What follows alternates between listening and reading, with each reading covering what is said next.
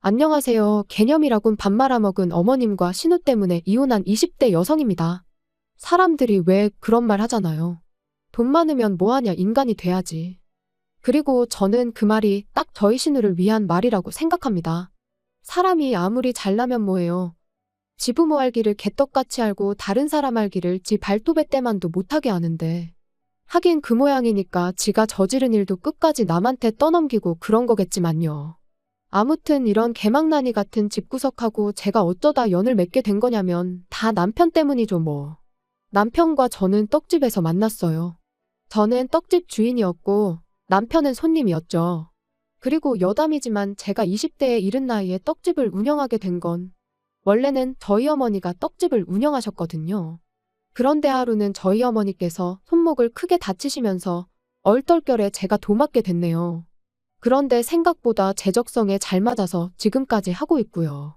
남편하고는 궁합도 안 본다는 4살 차이라 그런가 사귄 지 1년 만에 결혼 이야기가 나왔습니다. 그런데 제가 결혼한다고 하니 주변에서 이런저런 말들이 많대요. 아직 한참 어린데 뭐하러 벌써 가냐. 이 남자 저 남자 만나보고 해도 늦지 않는다. 그런데 그때는 콩깍지가 씌어도 단단히 씌어 있었는지 그런 말이 별로 귀에 들어오질 않았어요. 게다가 그 당시 저는 결혼을 미루고 이뤄야 할 만큼 큰 목표도 없었으니까요. 하지만 돌이켜 생각해보면 그럼에도 불구하고 저로 하여금 결혼을 망설이게 한 쎄한 일이 있었는데 그건 바로 남편의 누나, 신우였습니다. 신우는 처음부터 저에게 호의적이지 않았어요. 결혼 이야기가 나오고 처음 시댁에 인사를 드리러 갔던 날이었습니다. 주변에서들 어찌나 겁을 주던지 이래저래 긴장을 많이 하고 갔었죠. 하지만 다행이랄지 시부모님께선 두 분 다 저한테 오느라 고생했다며 반갑게 맞아주셨습니다. 그런데 제가 뭐라고 대답할 새도 없이 저쪽 소파에 앉아있던 신우가 저를 기분 나쁘게 위아래로 훑어보고는 에어컨 빵빵하게 나오는 차 타고 왔을 텐데 무슨 고생이냐며 어머님 아버님께 무안을 주는 거예요. 그리고 당연히 저도 어찌나 무안하던지. 게다가 신우의 막말은 거기서 끝이 아니었습니다. 식사 후 다 같이 모여 앉아 커피를 마시며 이런저런 이야기를 나누고 있었는데 대뜸 저더러 진짜 말이 안 통한다더니 수준 차이가 이런 건가 하고는 혼자 피식 웃는 게 아니겠어요? 어이가 없었죠. 어떻게 사람을 면전에 두고 수준을 운운하나요? 물론 솔직히 말해서 신우 조건이 저에 비해 월등히 좋은 건 맞아요. 학교도 뭐 듣자 하니 명문대를 나왔고 돈도 잘 버는지 시부모님 생활비로 매달 200만 원씩 드리고 있다 했으니까요. 하지만 그렇다고 해도 사람을 대놓고 무시해도 되는 건 아니잖아요. 신우의 비웃음을 보고선 저는 잠깐 생각을 했습니다. 그냥 넘어갈까? 아니면 나도 한마디 할까? 그런데 만약에 제가 그냥 넘어가면 왠지 앞으로도 신우가 저를 막대할 것 같은 거예요. 그래서 결국 저도 한마디 했습니다. 수준 차이라기보다는 세대 차이 아니겠냐고요. 그리고 제가 없는 말을 한 것도 아니었어요. 실제로 신우가 저보다 8살이나 많았으니까요. 아무튼 제가 그렇게 신우 말을 받아치기가 무섭게 집안의 공기가 말 그대로 얼어붙었습니다. 저희 남편은 물론이고 시부모님까지 신우 눈치를 살피느라 정신이 없었죠. 게다가 신우는 신우대로 저를 노려보고는 무식한 건 알았는데 싸가지도 없다면서 성질을 내더니 문을 쾅 닫고는 자기 방으로 들어가대요. 그리고 그날 저는 남편에게 헤어지자 했습니다. 벌써부터 선 넘는 신우도 신우지만 그런 신우한테 시부모님은 물론이고 당신마저 한마디도 못하는 걸 보니까 답이 없다 싶다고요. 그랬더니 남편은 원래 성격이 저 모양인 걸 이제 와서 어쩌겠냐며 계속해서 저한테 좀만 이해해달란 식이었습니다. 정말이지 너무 한심했어요. 그래서 나는 당신 하나만 보고 결혼을 결심했는데 지금 이런 모습을 보니 정말 실망스럽다고 다시 한번 헤어지자 했죠. 그랬더니 남편이 전에는 보여준 적 없는 말 그대로 절박한 얼굴을 하고는 알겠답니다. 자기가 무슨 수가 있어도 신우가 저한테 함부로 못하도록 확실히 해두겠다나요. 하지만 결론부터 말하자면 남편의 그 약속은 이뤄지지 못했습니다. 저희가 결혼한 직후 시댁 내 신우의 영향력이 더더욱 커져버렸거든요. 그래서 그때부턴 정말 시부모님이 신우 말이라면 꼼짝을 못하시는 상황이 되었죠. 그리고 그걸 실감한 건 결혼한 지 한 달 만에 찾아온 추석 때였습니다. 아시다시피 명절은 떡집 대목이에요. 특히 명절 전날과 당일 점심 무렵까지는 정말 물 한 모금 마실 틈도 없이 바쁜데 그도 그럴 것이 평소에는 떡을 안 먹는 사람들도 명절에는 기분이라도 내려고 떡을 사가니까요. 그런데 마침 또 저희 시댁은 제사를 안 지내거든요. 그래서 남편에게 알다시피 명절이 떡집 장사 대목이지 않냐. 그래서 말인데 명절 당일 점심까지는 일 좀 하다가 시댁에 가면 안 되겠냐 물었습니다. 그랬더니 다행히 남편이 흔쾌히 그러자대요. 원래 시댁은 명절에 음식 같은 것도 안 한다면서요. 그래서 남편에게 하나 더 부탁을 했습니다. 당신이 어머님께 전화해서 얘기 좀 잘해달라고 말이죠. 그리고 그렇게 부탁을 한 건 제 나름대로 합당한 이유라고 생각했지만 그래도 어머님한테 미운 털 박힐까 걱정이 됐거든요. 그리고 마침내 명절 당일 그날도 새벽부터 일어나 열심히 일을 하고 있었는데 신우한테 전화가 걸려왔습니다. 그런데 어찌나 이른 시간이던지 그래서 저는 솔직히 무슨 급한 일이라도 생긴 줄 알았어요. 하지만 신우는 그저 짜증스러운 목소리로 다짜고짜 언제 오냐는 소리만 해댈 뿐이었습니다. 그리고 전 어머님께 못 들으셨냐 오늘 점심 장사까지 하고 간다고 대답했는데 신우가 저더러 미쳤냐대요. 어디서 배워먹은 버르장머리길래 명절 당일날 온다는 말을 그렇게 뻔뻔하게 하느냐고. 너 우리 집이 우습냐는 거예요. 그리고 기가 막혀서 순간 말이 안 나왔는데 그 사이에 상대가 신우에서 어머님으로 바뀌어서는 어머님까지 화를 내기 시작하셨습니다. 네 친정에서 그렇게 가르쳤냐 벌써부터 우리 집을 무시하냐. 분명히 남편이 어머님이랑 통화 잘했다고 했고 어머님이 허락하셨다고 했는데 왜 이러시나 싶은 게 어안이 벙벙하더라고요. 통화가 끝나기가 무섭게 그 길로 남편에게 쫓아갔습니다. 그리고 남편에게 좀 전까지 신우와 어머님이 저에게 퍼부은 막말을 들려줬지요. 그랬더니 남편이 정말 황당하단 표정으로 저를 보면서 오히려 왜 그러냐며 이유를 묻는 거예요. 그래서 낸들 알겠냐고 정말 짜증난다 했더니 자기가 좀 짚히는 구석이 있답니다. 그리고는 미안하다면서 집에 가면 알게 될 건데 너무 충격받지 말라나요? 그리고 그렇게 점심 장사를 마치고 시댁으로 향하는데 솔직히 기분이 너무 안 좋았어요. 친정 부모님하고는 내내 장사만 하고 정작 아침부터 밥 한 끼 제대로 먹지도 못했는데 정작 오라고 기다리는 것도 아니고 욕이나 하는 사람들을 보려고 가야 하는 제 신세가 참으로 서글프다 싶었죠. 그래서 가는 내내 차 안에서 눈물을 얼마나 쏟아냈는지. 그리고 그 서러운 마음이 다 가라앉기도 전에 시댁에 도착했는데 오느라 고생했다 뭐 그런 말은 고사하고 오히려 본체만 채 그냥 없는 사람 취급을 하더라고요. 그뿐인가요? 어머님은 아예 날 다세고 오지 그랬냐면서 비꼬기까지 하셨으니 올라오는 울분을 꾹꾹 누르며 싸간 음식을 하나씩 풀어놓기 시작했습니다. 어쨌든 처음 같이 보내는 명절이니 어떻게든 잘 버텨봐야지 그런 마음으로요.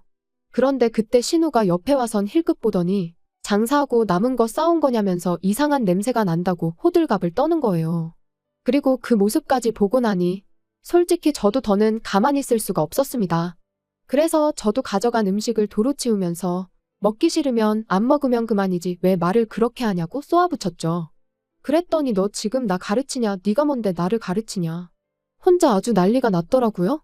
그리고 저도 그때는 이러다 머리채 잡아도 난 모른다는 각오였는데 어디선가 어머님이 불이 나게 저희 둘 사이로 뛰어오셔서는 왜들 그러냐며 그만둬라 하시더니 제 손목만 잡아채시곤 얘기 좀 하자며 방으로 저를 끌고 들어가셨습니다. 그리고 제가 너무 억울하고 분해서 이 손 놓으시라고 하자마자 어머님께서 생각지도 못한 행동을 보이셨어요. 어머님이 방문을 잠그시더니 제 손을 양손으로 꼭 쥐시고는 미안하다 하셨거든요.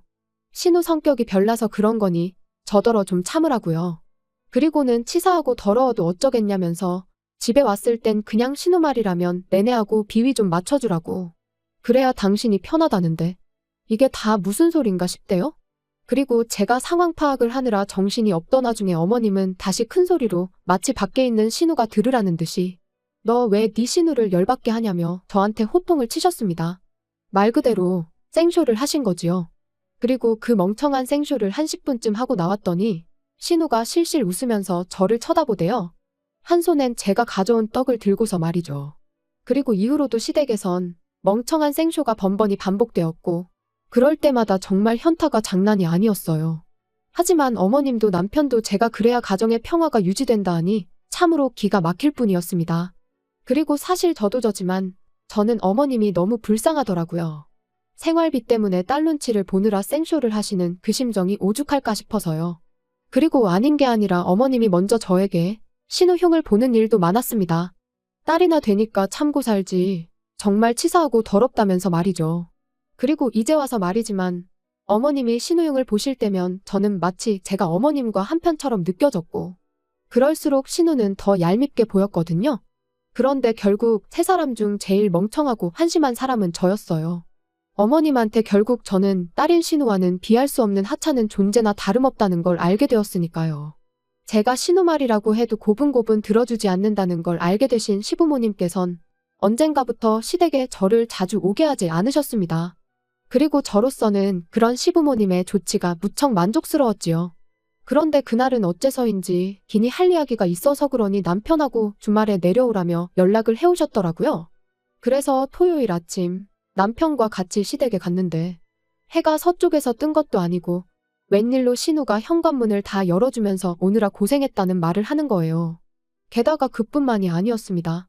제가 평소처럼 부엌으로 향하니 아니라고 자기가 갖다 주겠다며 더더러 소파에 앉아서 쉬고 있으라나요? 사람이 죽을 때가 되면 하는 짓이 달라진다더니 어디가 아픈가 싶고 별 생각이 다 들었죠. 그리고 아니나 다를까 어머님이 얘기 좀 하자시더니 다짜고짜 부탁할 게 있다며 이유 불문하고 저희가 들어줬으면 좋겠다셨습니다. 그래서 도대체 무슨 일이시냐 일단 말씀을 해보셔라 하니까 잠깐만 기다려라 하시더니 안방문을 두드리시며 나오라고 하시대요. 그리고 그렇게 안방에서 나온 건 5살 정도 돼 보이는 신우랑 저희 남편을 쏙 빼닮은 어린 남자아이였어요. 그래서 제가 설마 하는 눈빛으로 남편을 쳐다보니 저더러 무슨 생각을 하는 거냐면서 자기 애 아니라는 거예요. 그리고 알게 된 사실은 충격이었습니다. 신우가 몇 년 전 회사 일로 외국에서 한동안 지냈었는데 그때 꽤나 자유분방한 생활을 했었던 모양이더라고요. 연애도 하고 동거도 하고 애도 낳고. 그런데 이제 애를 맡아 키우던 아빠란 사람이 사고로 죽었대요. 그래서 그 아빠란 사람 가족들이 이제 신우더러 키우라고 애를 데리고 왔다나요? 무슨 드라마에서나 볼 법한 이야기를 듣고 있자니 이건 뭐 말이 안 된다 싶은 게 현실감이 하나도 없었어요. 그런데 그때 어머님께서 이제 상황 파악이 좀 되느냐며 하시는 말씀이 그래서 말인데 애를 저희 호적에 올려달랍니다. 미혼인 신우 호적에 올릴 수는 없지 않냐면서요. 어이가 없었어요. 그게 부탁한다고 들어줄 일이 아니잖아요. 그래서 당연히 고민할 것도 없이 안 된다고 했습니다. 그리고는 당신도 무슨 말이라도 해보라는 표정으로 남편을 쳐다봤는데 글쎄 이 인간이 한다는 말이 애 하나 우리 호적에 올린다고 우리가 큰 피해를 입고 그러는 건 아니지 않냐. 가족끼리 그 정도는 도와줄 수 있는 거 아니냐. 말 그대로 헛소리를 찍찍해대더라고요. 그래서 그럴 것 같으면 나랑 헤어지고 네 호적에나 올리라고 했어요.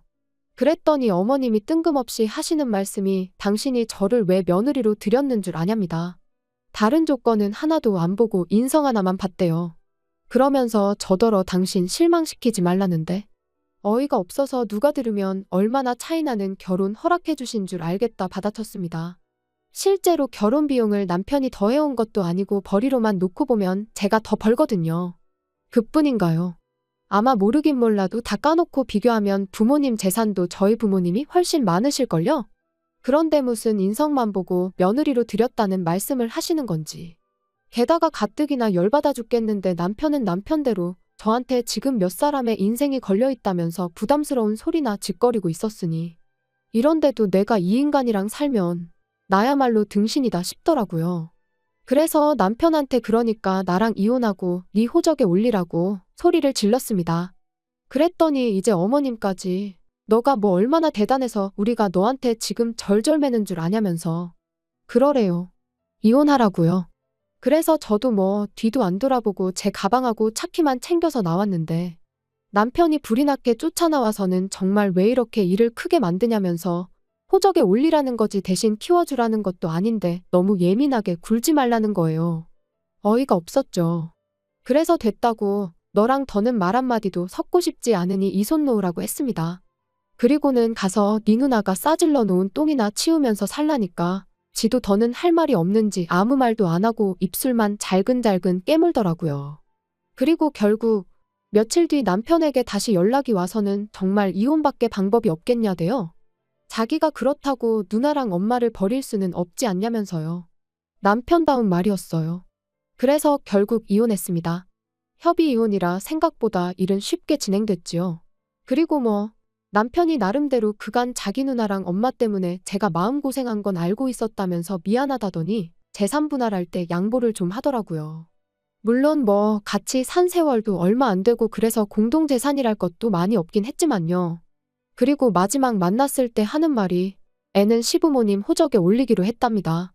그래서 저도 모르게 그게 정말 되냐고 물었거든요. 그랬더니 잘난지 누나가 어디서 방법을 알아왔다나요. 아무튼 그래서 이혼도 했고 지금은 떡집이래만 말 그대로 올인 중입니다. 지나간 시간을 생각하면 처음부터 결혼을 하지 말았어야 한다는 후회도 들지만 이제와 후회한들 저한테 득될 것도 없고 그래서 인생 공부했다 생각하고 정신승리 중이에요. 어떻게 마무리해야 하나 싶은데 아무튼 하루하루 또 최선을 다해 살다 보면 좋은 날이 오지 않을까요?